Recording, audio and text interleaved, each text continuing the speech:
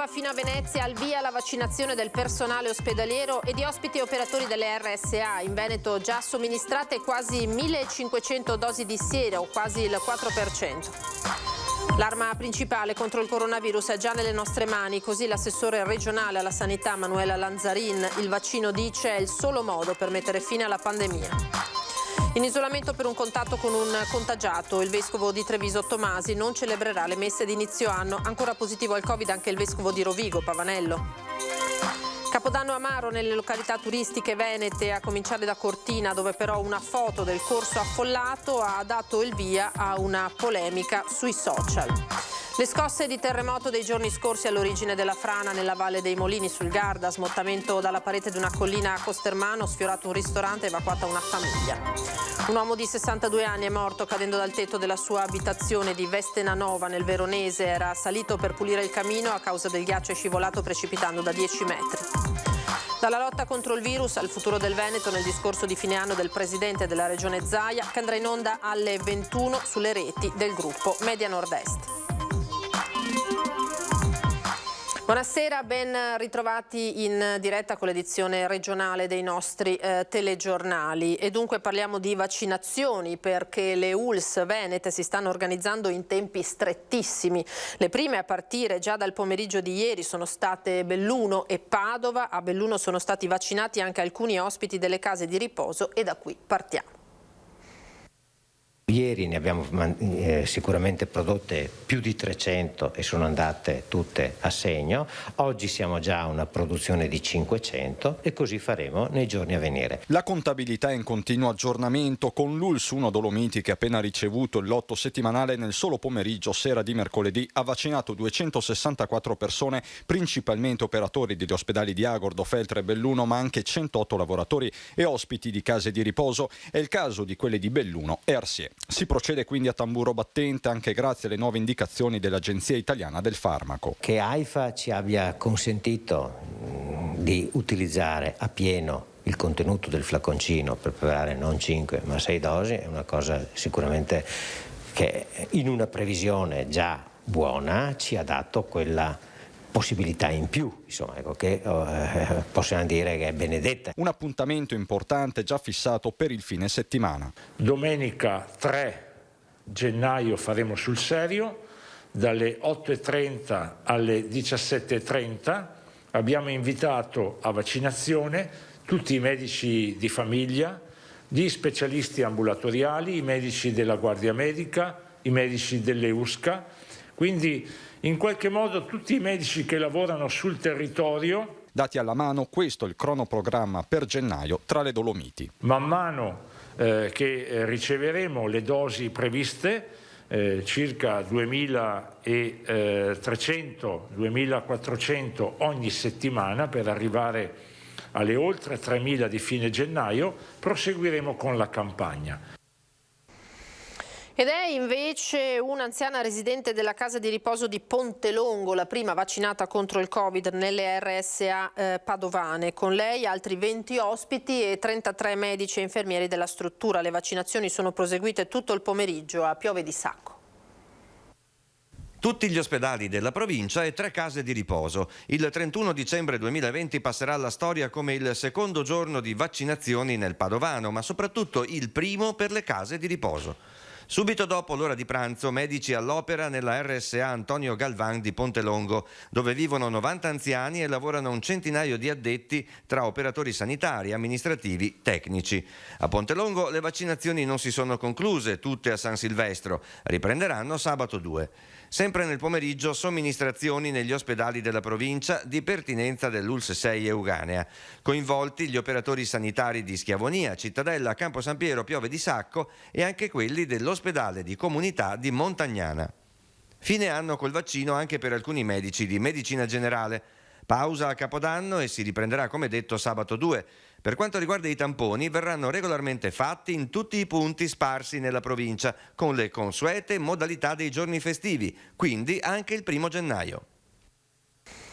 Vaccini importanti perché il contagio non si ferma. Andiamo a vedere insieme la tabella diffusa da Azienda Zero nel pomeriggio. Nelle 24 ore i numeri continuano a essere estremamente elevati. 4.492 i nuovi contagi in Veneto, 116 invece i decessi. Quindi numeri ancora, come detto, significativi, distribuiti per provincia. Più colpite restano comunque Treviso, Verona, Venezia in queste ore e naturalmente il numero dei decessi, lo vedete, prova che la situazione è ancora molto grave. E dunque l'arma principale contro il coronavirus è già nelle nostre mani, dice l'assessore alla sanità del Veneto Lanzarin. Si tratta proprio del vaccino. Sentiamola. Il 2020, iniziato sotto il segno della paura e del virus, finisce con l'arrivo dei vaccini in Veneto, l'unica vera arma a disposizione della sanità e dei cittadini per sconfiggere il Covid. Quest'anno bruttissimo, triste, di sofferenza finisce fortunatamente. La cosa positiva è sicuramente l'arrivo del vaccino. Domenica abbiamo fatto le prime 875 dosi, ieri sono arrivate 38.000 dosi per tutto il Veneto, 2.500 circa per la nostra USL, e questa è sicuramente l'arma principe che noi abbiamo oggi per combattere questo virus. Se il vaccino è l'offensiva d'inverno nei confronti del nemico invisibile che combattiamo tutti ormai da quasi un anno, sono molte le armi di difesa a disposizione del Veneto e dei veneti. Accanto a quelli che sono i sistemi di accompagnamento, di diagnosi, di screening che noi stiamo facendo in maniera molto massiccia. Ricordiamolo che il Veneto fa circa 60.000 tamponi al giorno tra i tamponi molecolari e i test rapidi antigenici, quindi una mole importante di screening nella popolazione, la popolazione più a rischio, che ci permette anche poi di isolare le persone e di cercare di evitare la diffusione di questo virus. E il vescovo di Treviso, Monsignor Tomasi, non potrà presiedere alle messe previste per il primo giorno dell'anno perché si trova in isolamento fiduciario dal momento che è entrato in contatto con una persona risultata positiva. Le messe in cattedrale al monastero della Visitazione alle Corti per la giornata della Sacra Famiglia saranno comunque officiate, ma da un sacerdote della parrocchia del Duomo. Ciascuno di noi, è il messaggio del vescovo, è custode della vita dei fratelli e delle sorelle che incontra, e comportamenti responsabili e rispettosi delle regole sono doverosi, realizzano la concreta solidarietà a cui tutti siamo chiamati, ha detto Monsignor Tomasi. Rimane ancora positivo dopo un secondo tampone di controllo anche il vescovo di Adria e Rovigo, Monsignor Pierantonio Pavanello. Parliamo del Capodanno ora, è un Capodanno amaro nelle località turistiche venete, a cominciare da Cortina, dove però non manca la polemica attorno a una foto scattata ieri del corso, diciamo un po' troppo affollato. Ma che assembramenti, replica il sindaco, questa è una stagione drammatica. Un Capodanno amaro in una situazione che è sicuramente surreale. Devo dire, abbiamo una Cortina vestita a festa con tanta neve, però purtroppo le restrizioni che giustamente devono esserci per tutelare la salute stanno veramente pregiudicando non solamente il Natale, ma una stagione che poteva dare insomma alcune soddisfazioni. È un'atmosfera sospesa quella che avvolge la Regina delle Dolomiti in questo inedito Capodanno in fascia rossa, dove però non mancano le polemiche per una foto social che ritrae un Corso Italia popolato, e c'è chi parla di assembramento. Ma il sindaco non ci sta, quella foto è stata scattata la sera del 30, ancora in fascia arancione, e tutti portavano la mascherina. A sua volta è lo stesso primo cittadino a mandarci in tempo reale le foto di un corso desolato. Il vero problema, dice Ghedina, sta altrove. Al di là ovviamente di chi è lì che fotografa e vuol fare un po' il fenomeno, dimostrando qualcosa che in realtà invece qui è una tragedia, perché manca il lavoro, e sappiamo che il Natale incide per circa il 35-40% sull'intera stagione invernale, quindi se dopo il Natale le piste non potranno riaprire, gli impianti di risalita non potranno riaprire, questo sarà lacrime e sangue anche per il 2021. Ultimo giorno dell'anno, dunque, predisposti controlli severi per la notte di San Silvestro in modo da evitare assembramenti. Questo accade naturalmente un po' tutti i capoluoghi e i maggiori centri del Veneto. Coprifuoco dalle 22 alle 7 del mattino. Il prefetto di Treviso invita tutti a rispettare le regole e a guardare al 2021 con fiducia. È una cosa importante che l'anno si chiuda con già i vaccini di fatto arrivati e già le prime dosi iniettate, quindi veramente un buon viatico per l'anno nuovo. Ma per guardare con fiducia all'anno nuovo occorre continuare a rispettare le regole e a farle rispettare.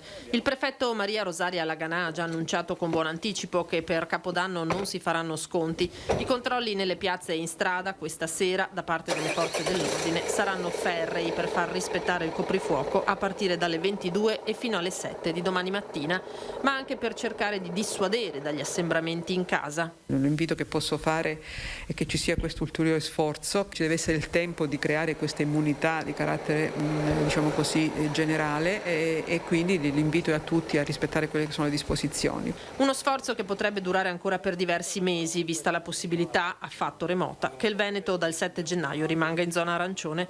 Nel frattempo questo complicato 2020 va in archivio. È stato un anno pesante, un anno di difficoltà di vario genere, a cominciare da quelle appunto di carattere sanitario e soprattutto per le famiglie che hanno subito un lutto a causa del Covid e poi anche l'impegno di tutto quello che è diciamo così, il sistema sanitario che ha retto e sta reggendo una fatica che evidentemente ormai dura da oltre 10 mesi. Quindi l'auspicio è che gli effetti di questo vaccino si possano come dire, cogliere subito attraverso una riduzione dei contagi. Occorre resistere anche in una notte da sempre dedicata al divertimento.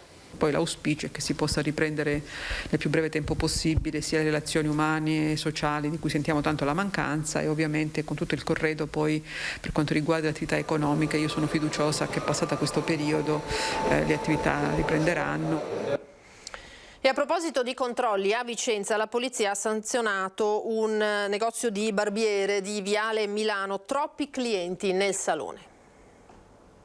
E la spada di Damocle dei controlli in merito al rispetto delle normative anti-Covid colpisce a Vicenza anche un barbiere.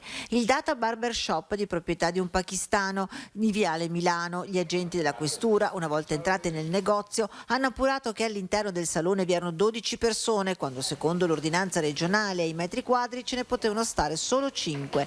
La polizia ha così multato con 400 euro il dipendente presente in quel momento e che aveva l'obbligo di controllare e applicare la norma. I clienti all'interno erano tutti provvisti di mascherina.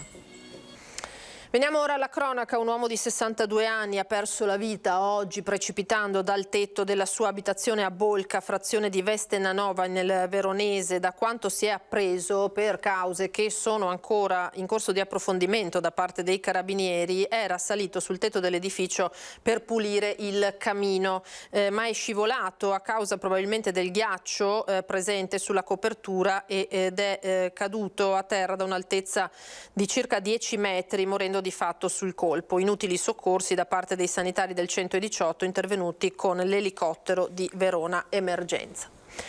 Di nuovo nel Trevigiano con un anziano ultra ottantenne preso a pugni da 2 ladri che ha sorpreso fuori dalla soglia di casa. Le indagini dei carabinieri di Montebelluna sono in corso per individuare i responsabili. Sento suonare, non rispondo, sento dei rumori. La casa era tutta chiusa, ho aperto il battente della porta di legno, non faccio tempo ad aprire che mi danno 2 pugni, zigomo e denti. 2 denti rotti e varie contusioni al volto. Vittima di questa terribile aggressione sulla soglia di casa è Teodoro Marc D'Alberton, 83enne di Montebelluna.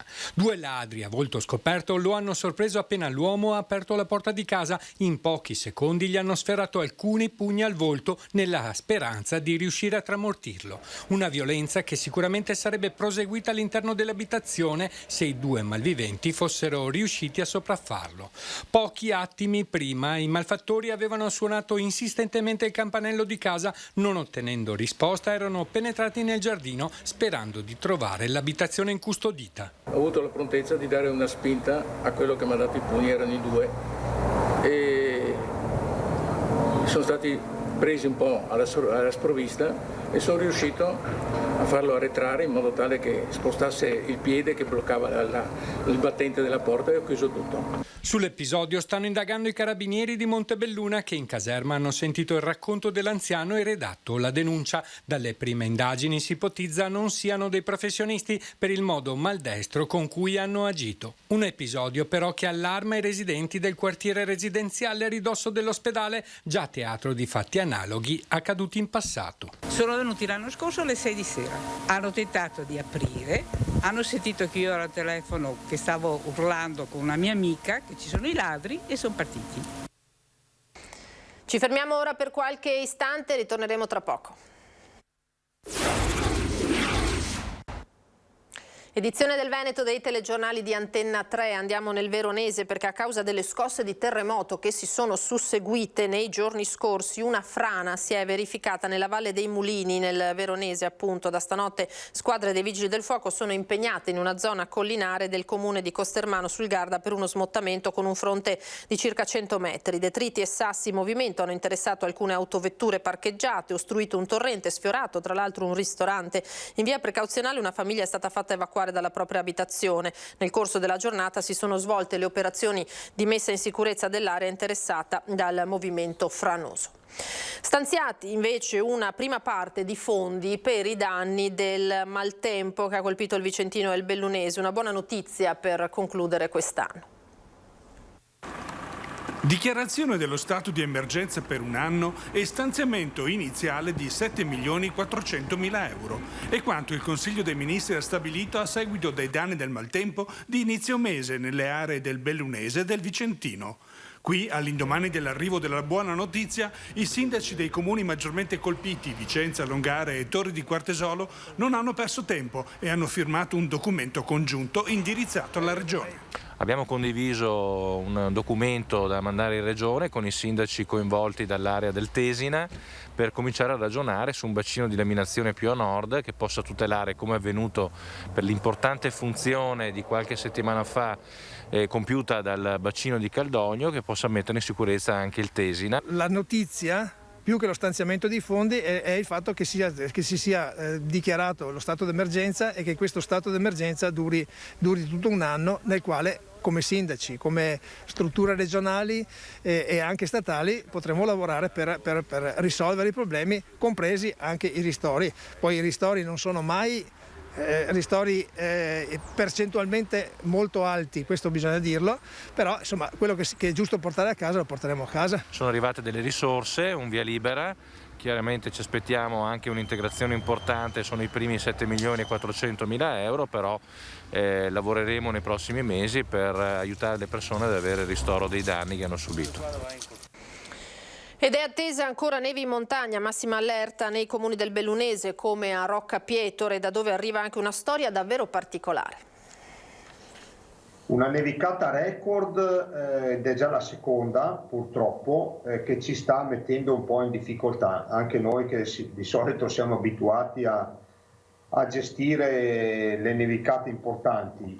Spero che invece la prossima, prevista sabato, non sia altrettanto cattiva, diciamo, perché ne avremo anche abbastanza. Guarda già alle previsioni di inizio anno il sindaco di Rocca Pietore. Dopo il dicembre da record, infatti, è di nuovo allerta per il fine settimana. Come lui, tutti i sindaci della montagna veneta, una montagna sempre più fragile. Soprattutto dopo Vaia il territorio è più debole, più fragile e quindi l'attenzione è maggiore e anche l'ansia, devo dire. La questione riguarda da vicino la stessa gestione della macchina comunale. A Rocca Pietore si fatica anche a trovare personale, come dimostra l'unico partecipante al concorso indetto per operaio con patenti. Si tratta di un trevigiano di Altivole a oltre 100 chilometri di distanza.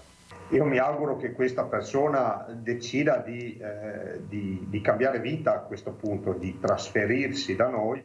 Del resto, dice il primo cittadino, i contratti nazionali per i dipendenti comunali non sono appetibili. In alta montagna poi la questione si aggrava. Anche per questo il sindaco si rivolge direttamente al trevigiano, chiamato a sciogliere le riserve nei prossimi giorni. E saremo anche disposti ad insegnare quello che conosciamo, quindi la guida sulla neve, la guida particolare dei mezzi in momenti critici, eccetera. Quindi benvenuto, insomma.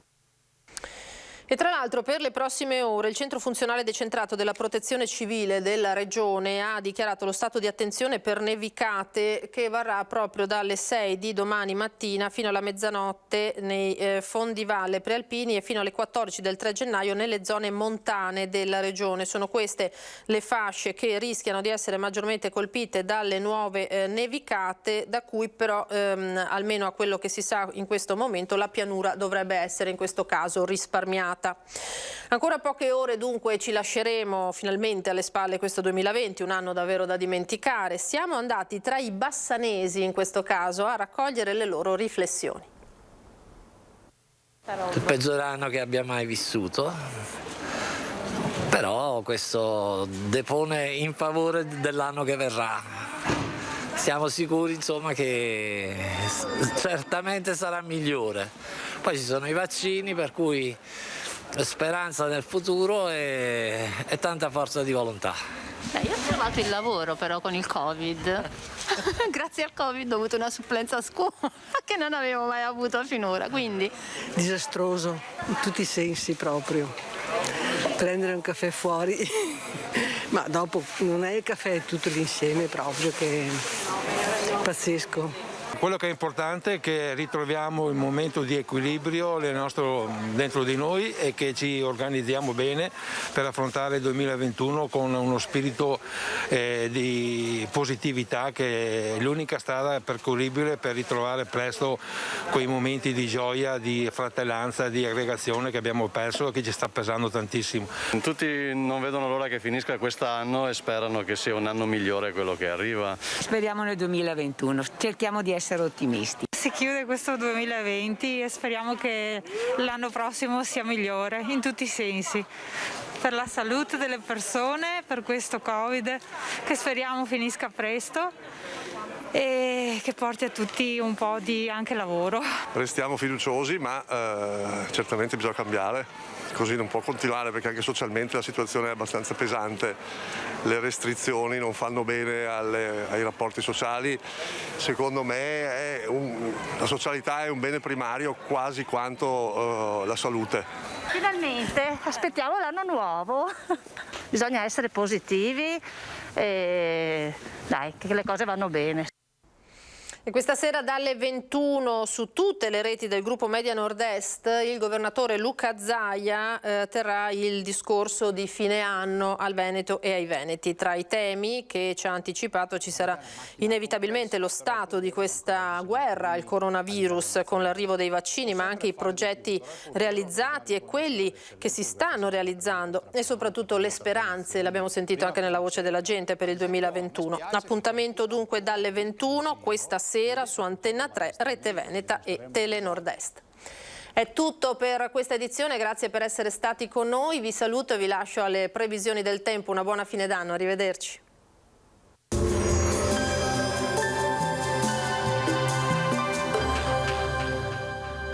Agenzia Le Cirque. Per vendere o acquistare la tua casa, Agenzia Le Cirque. Professionisti al tuo servizio. Benvenuti al Meteo. 1 gennaio segnato dall'arrivo di una nuova perturbazione. Le previsioni ci dicono che potremo avere una situazione di maltempo a più riprese, quantomeno fino all'Epifania. Vediamo la situazione nel dettaglio. Sul Veneto l'anno nuovo inizia con un vistoso peggioramento del tempo. Avremo precipitazioni diffuse, sulla pianura si tratterà di piogge, qualche fiocco di neve invece a bassa quota su area pedemontana e zone limitrofe, mentre sui monti nevicherà fino a tutti i fondovalle. Temperature minime tra lo 0 e i 4 gradi, valori massimi compresi invece tra i 2 e i 10 gradi all'incirca. Ci spostiamo ora sul Friuli Venezia Giulia, dove la situazione sarà la stessa. Molte nubi anche qui, precipitazioni vedete un po' su tutti i settori, in montagna locali nevicate. Temperature minime fino a 3 gradi, massime sugli 8-10 gradi. Uno sguardo infine al Trentino Alto Adige, dove avremo anche qui un tempo che sarà decisamente variabile, con nevicate fino a bassa quota sui settori meridionali della regione e qualche pioggia invece altrove. Temperature minime intorno a -1 grado, massime sui 3 gradi all'incirca. Dal meteo di Antenna 3 per ora è tutto, da parte mia i migliori auguri di un sereno 2021 a tutti voi. Arrivederci.